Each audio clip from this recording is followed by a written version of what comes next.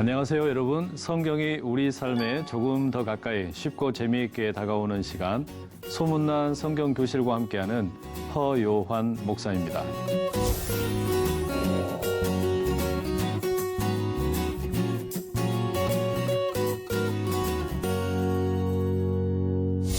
반갑습니다, 여러분. 소문난 성경 교실이 제목대로 소문이 나서 제 귀에까지 들려오게 되었습니다. 여러분과 함께하게 되어서 너무 기쁩니다. 앞으로 12번의 시간 동안 함께하는 시간 최선을 다해 준비해 보겠는데요. 저와 여러분 함께할 내용은 성령의 열매에 대한 내용입니다. 12번의 시간 동안 행복한 시간 되기를 소망을 하고요. 오늘은 첫 번째 시간입니다. 갈라디아서 5장에 있는 말씀을 가지고 성령을 따라 행하라, 이런 제목으로 함께 공부해 보도록 하겠습니다.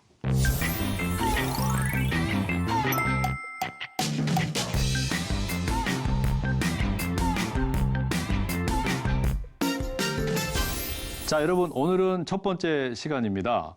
성령의 열매. 많이들 들어보셨죠? 성령의 열매, 그러면 사랑, 희락, 화평, 오래 참음, 자비, 양선, 충성, 온유, 절제. 아마 이 9가지 성경, 이 갈라디아서 5장에 나오는 거 많이들 들어보셨을 것 같아요. 그런데 이 하나하나의 내용을 우리가 또 세세하게 살펴보는 기회가 그렇게 많지는 않거든요. 그래서 이번 성령의 열매 시리즈를 하면서 이 내용을 좀 살펴보려고 하는데, 이 성령의 열매를 제가 여러분들과 함께 공부하고 싶은 이유가 있어요. 이 성령을 따라 행하라, 성령의 열매를 저희가 함께 공부하려고 하는 가장 주된 이유는요, 사람이 변화될 수 있느냐라고 하는 겁니다. 이 말을 다른 말로 바꾸면 성숙이라고 할 수 있을 텐데요. 여러분, 사람은 정말 변할 수 있을까요? 우리가 흔히 사람이 조금 나쁘게 변하는 경우들은 종종 많이 보게 되는데, 좋게 개선되는 경우 그다지 많이 보기 어려울 때가 많습니다. 저희 교회 어느 목사님이 설교 가운데 그런 이야기를 했어요. 성숙이라는 게 뭘까? 각 인생의 시기에 어울리는 말과 행동을 하는 거다, 그런 이야기를 했거든요. 근데 영적으로 봐도 그런 것 같아요. 우리가 변할 수 있느냐? 이것은 여러분, 내가 예수를 믿고 살아가는데 과연 그만한 시간이 흘러가면서 예수를 믿으면서 점점 더 성숙해지고 더 내 삶이 더 행복해지고 풍요로워지느냐, 바로 그런 어떤 내용들이 우리가 함께 나누려고 하는 성령의 열매의 핵심이라고 할 수 있습니다. 우리가 갓난아이일 때는 옹알이 하는 게 당연하잖아요. 그런데 청소년 시기에도 계속해서 옹알이를 하고 응애 한다면 아마 부모님 속이 터지실 겁니다. 그러니까 이런 경우를 가리켜서 우리가 성인 아이라고 그러죠. 덩치는 큰데 행동은 너무나 아이와 같은 겁니다. 미숙한 거죠. 예수님을 믿는다라고 하는 것은요, 바로 그런 변화가 꼭 필요한 건데 변화하기를 거부하는 경우가 많아요. 예수를 믿어서 이전의 삶에서 훨씬 더 성숙한 삶으로 변화가 되어야 되는데 그게 안 되는 경우가 너무 많더라는 말이에요. 이 미숙한 존재가 과연 성숙한 존재가 될 수 있을 건가? 바로 그와 같은 주제의 핵심이 저는 성령의 열매와 관련이 있다라고 생각을 하는 겁니다. 물론 여러분, 갈라디아서 5장 22절, 23절에 있는 이 성령의 열매는 9가지로 언급이 되어 있습니다. 그런데 저희는 이 9가지만 하는 게 아니고요. 여기에다가 용서라고 하는 주제를 하나 추가해서 다루게 될 겁니다. 그리고 또 하나는 감사라고 하는 주제를 함께 다루게 될 겁니다. 이렇게 총 11가지로 우리가 살펴보도록 할 텐데요. 성령의 열매는 결국 간단하게 말씀을 드리면 미숙한 존재가 성숙한 존재가 되어서 맺게 되는 것이다, 이렇게 말씀을 드릴 수 있겠습니다. 자, 그럼 여러분, 우리가 이 성령의 열매를 각각의 내용 함께 살펴보겠지만 그 전에 이 성령의 열매에 대한 내용을 다루는 갈라디아서 5장의 배경을 좀 생각을 해볼 필요가 있겠습니다. 갈라디아서라고 하는 책은요, 바울이 갈라디아 지역에 있는 교회에 보낸 편지입니다. 이 갈라디아는 하나의 교회가 있었던 게 아니고 여러 교회가 흩어져서 존재하는 그런 동네였습니다. 바울이 이를테면 설립자가 된 여러 교회 1, 교회 2, 교회 삶, 이런 식으로 여러 갈라디아 교회들이 있었습니다. 바울은 여기에 복음을 전했어요. 바울이 전한 복음의 핵심에는 자유라는 게 있었습니다. 갈라디아서 5장 1절 말씀에 이렇게 돼 있죠. 그리스도께서 우리를 자유롭게 하려고 자유를 주셨으니 그러므로 굳게 서서 다시는 종의 멍에를 매지 말라. 예수 그리스도를 통해 주어진 복음, 그것은 자유의 복음이다. 그게 지금 이 갈라디아 교회를 향한 바울의 편지의 핵심 내용이었습니다. 그럼 왜 바울이 이와 같은 자유를 강조하는 편지를 보냈을까요?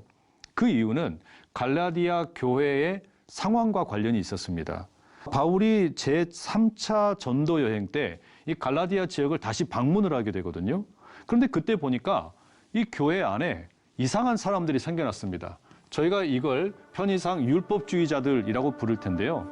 이 사람들이 하는 이야기가 뭐냐면 우리가 복음을 통해서 자유를 얻었지만 복음만으로는 충분하지 않다. 여기에 플러스 알파를 해야 된다라고 이야기하는 거예요. 예를 들면 율법주의자들이니까 대표적으로 할례와 같은 것이죠. 우리가 복음으로는 충분하지 않고 거기에 할례와 같은 율법을 지켜야만 비로소 온전한 신앙인이 될 수 있다. 이런 주장을 하는 겁니다. 그러니 어떻게 할까요? 바울로서는 이들에게 그렇지 않다. 우리가 얻은 자유는 이것은 복음으로 충분한 자유이지 거기에 다른 플러스 알파가 필요한 일이 아니라고 주장을 하는 겁니다.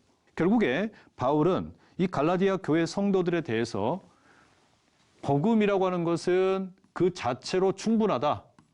복음이면 충분하다라는 이야기를 하고 싶은 거고요. 그리고 복음을 통해서 우리는 온전한 자유를 누리게 되었다.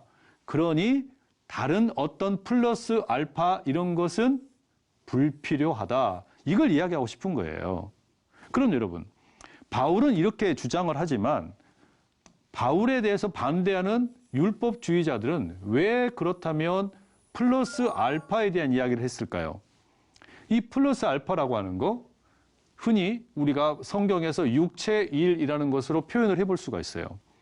여기서 말하는 이 플러스 알파라고 하는 것은 율법이라고도 할 수 있겠고 또 규칙이라고도 할 수 있겠고 뭐 우리 일상에서 자주 사용하는 정관과 같은 이런 것들이라고도 할 수 있겠습니다. 이건 여러분 우리가 삶에서 꼭 필요한 것들입니다. 왜 필요하냐면 율법이나 규칙이나 정관이 없으면 도대체 어떻게 사람들이 윤리적으로 살 수 있겠어요? 어떻게 사람들이 바른 삶을 살 수 있겠느냐? 이건 불가능하다는 거예요. 그래서 단지 복음으로 자유롭게 되었다. 이걸로는 충분하지 않고 이 자유가 온전해지려면 반드시 복음에다가 사람들을 바른 길로 인도하는 플러스 알파 법이 있어야 된다. 이게 율법주의자들의 주장이었습니다. 그런데 바울은 그렇게 생각을 한 게 아니에요. 우리가 믿는 복음도 마찬가지입니다. 우리가 믿는 복음은 그렇게 이야기를 하는 게 아니라 예수 그리스도를 통해서 하나님께서 주신 복음은 그 자체로 이미 우리 모두를 온전한 자유로 이끄셨다는 겁니다. 그래서 5장 1절에서 아까 말씀드린 것처럼 우리가 이미 자유를 얻었으니 다시는 종의 멍에를 매지 말라라고 이야기합니다. 자, 그럼 여러분 이 갈라디아서 5장 이 16절의 말씀 어떤 의미겠습니까? 내가 이르노니 너희는 성령을 따라 행하라. 왜 이런 이야기를 하겠어요? 율법주의자들이 말하는 것처럼 복음만이 아니라 율법이나 규칙이나 정관과 같은 것이 필요해야만 이런 게 있어야만 우리가 윤리적인 삶을 살 수 있다라고 말하는 사람들에게 바울이 무언가 대안을 제시해야 돼요. 그 대안이 뭐냐면 성령을 따라 걸으라는 겁니다. 우리는 이제 복음을 받았기 때문에 다른 법을 통해서 또 다른 어떤 얽어매는 그런 짐을 짊어질 게 아니고 성령을 따라 걷게 될 때 그게 성령을 따라 행하라는 말과 똑같은 말인데요. 우리가 육체의 욕심을 이루지 아니한다. 바울의 주장이 이겁니다. 여러분 이건 대단히 우리에겐 의미 있는 일입니다. 성령을 따라 행한다는 거, 성령을 따라 걷는다는 거. 여러분 이것은 우리로 하여금 율법의 한계가 무엇인지를 깨닫게 하는 거예요. 자 여러분, 왜 율법이 필요하다고 그랬습니까? 그래야만 사람들이 윤리적으로 살 수 있다. 바르게 살 수 있다, 도덕적으로 살 수 있다, 이런 어떤 그 지침이 된다라고 하는 거잖아요. 맞습니다. 그런데 사실 여러분, 율법이라고 하는 것은 우리를 윤리적으로나 도덕적으로 살 수 있도록 이끌어주는 그 능력은 없어요. 그러면 뭐가 있는 거냐? 이것은 우리가 죄를 지었구나라고 하는 것을 깨닫게는 해주는 겁니다. 이 깨달음을 주지만 안타깝게도 죄를 이길 능력은 율법에 없단 말이에요. 규칙에는 없단 말이에요. 그렇죠? 만약에 여러분, 우리가 사는 삶에 법이라든지 규칙이라든지 또는 정관이라든지 이런 것들이 우리를 윤리적으로 살 수 있게 해주고 도덕적으로 살 수 있게 하는 능력이 있다면 얼마나 좋겠어요. 그럼 여러분, 우리가 살고 있는 이 세상 얼마나 평화롭겠습니까? 사람들이 너무너무 행복하게 살 수 있겠죠. 그러나 그렇지가 않아요. 수많은 법을 만들었지만 법을 빠져나가는 사람들이 얼마나 많습니까? 그래서 세상에 어려운 일들이 많이 생기죠. 법원에서 또 법을 만들고 국회에서 법을 만들고 법원들은 그걸 가지고서 법원에서 다시 판단을 하고 이런 일이 생기는 거예요. 그런데 바울은 바로 그런 현실 가운데서 명확하게 지적하는 게 뭐냐면 궁극적으로 우리를 윤리적으로 살 수 있도록 바르게 살도록 이끌어주는 것은 법이 아니다. 규칙이 아니다. 율법이 아니다. 성령께서 우리를 그렇게 하실 수 있다는 거예요. 그게 앞서 보여드렸던 로마서 5장 16절의 말씀이에요. 성령을 따라 행하게 될 때 육체의 욕심을 이루지 않는다는 겁니다.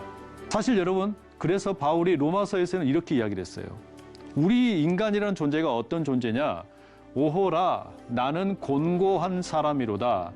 이 사망의 몸에서 누가 나를 건져내랴.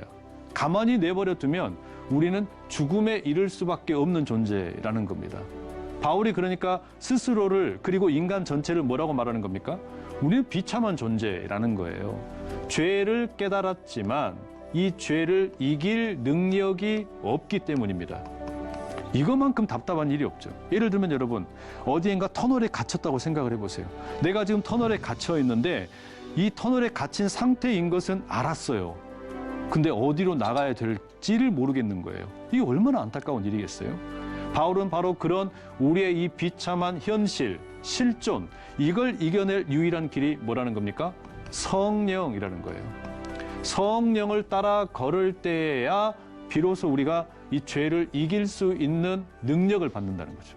이게 바울이 지금 하는 이야기의 핵심이 되는 겁니다.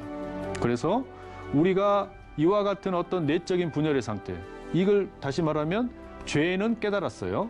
그러나 죄를 이길 능력이 없는 것. 내가 죄 또는 문제, 상처, 아픔 이런 것들이 너무너무 많아요. 그런데 이거를 이길 능력이 없는 이 분열의 상태, 이 비참한 상태에서 벗어날 유일한 길은 성령님과 함께 동행하는 것밖에 없다는 거죠. 이것은 여러분 우리가 잘 아는 에덴 동산에 이미 예언되어 있었던 내용이기도 합니다. 하나님께서 아담과 하와에게 얼마나 멋진 일을 행하셨어요? 에덴의 동산을 만드시고 거기에 모든 실과 과실을 다 먹을 수 있게 하셨습니다. 행복하게 살면 되잖아요. 그런데 하나님처럼 되려고 하다가 아담과 하와가 선악을 알게 하는 나무의 과일을 먹어버리죠. 죄를 지은 거예요. 죄를 지었지만 아담과 하와에게는 이 죄를 이길 방법이 없어요. 그런 아담과 하와를 위해서 하나님이 주신 복음의 말씀입니다. 창세기 3장 15절.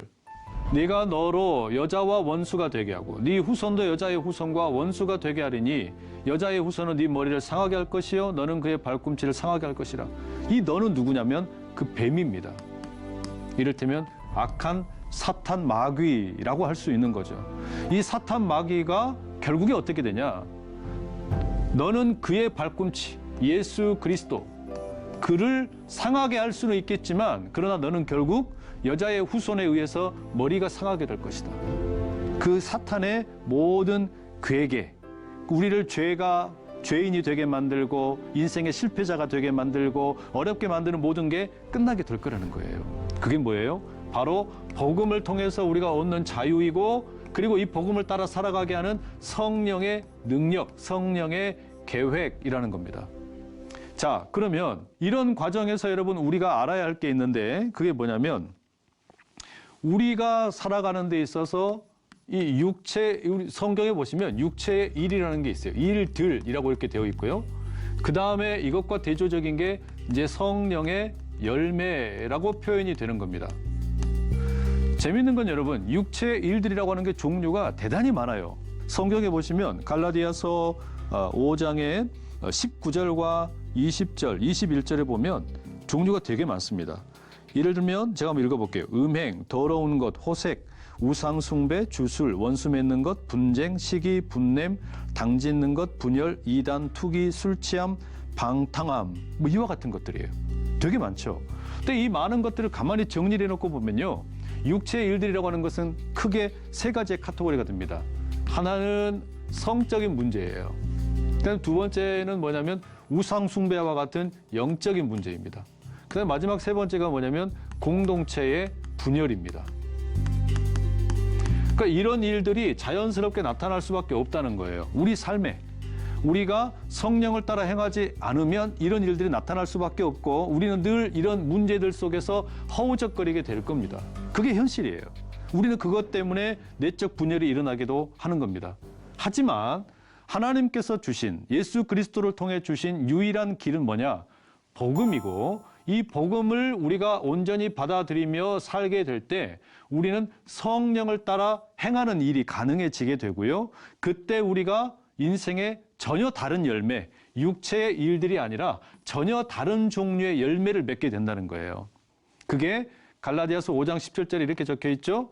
육체의 소욕은 성령을 거스르고 성령은 육체를 거스르나니 이 둘이 뭐라고 되어 있습니까? 서로 대적한다라고 되어 있어요.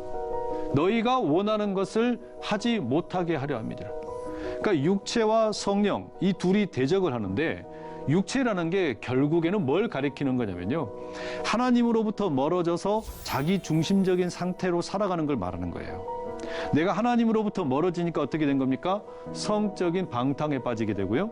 하나님으로부터 멀어지니까 영적으로 우상숭배에 빠지게 되고요.